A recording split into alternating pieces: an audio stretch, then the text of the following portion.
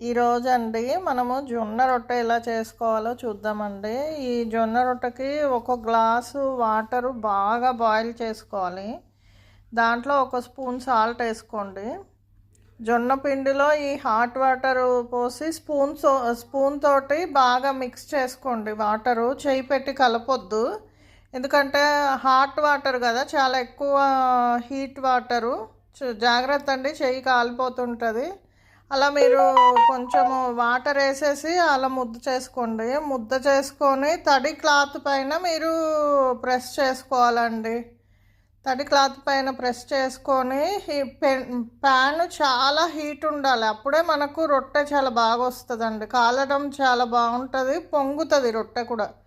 చూడండి, ఈ విధంగా క్లాత్ పైనుంచి పెనం పైన వేసుకోవాలి రొట్టె. క్లాత్ స్లోగా తీయాలండి, ఎందుకంటే హోల్స్ పడిపోతుంది. చూడండి, అలా హోల్స్ పడిపోతే మళ్ళీ క్లాత్ వెనక్కి వేసి మళ్ళీ మీరు ఒక్కసారి ప్రెస్ చేయండి, అప్పుడు మనకి సెట్ అయిపోతుంది ఆ పిండి.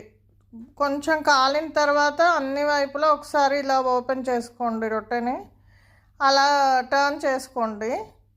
ఈ విధంగా చేసుకోవాలండి. దీనికి ఉల్లికారం కూడా చాలా బాగుంటుందండి. నేనైతే చోలే చేశాను. చోలే ఇంకా దొండకాయ కూర చేశాను కదా పొద్దున, ఆ రెండు తిన్నామండి. ఇది చాలా ఈజీ ప్రాసెస్ అండి.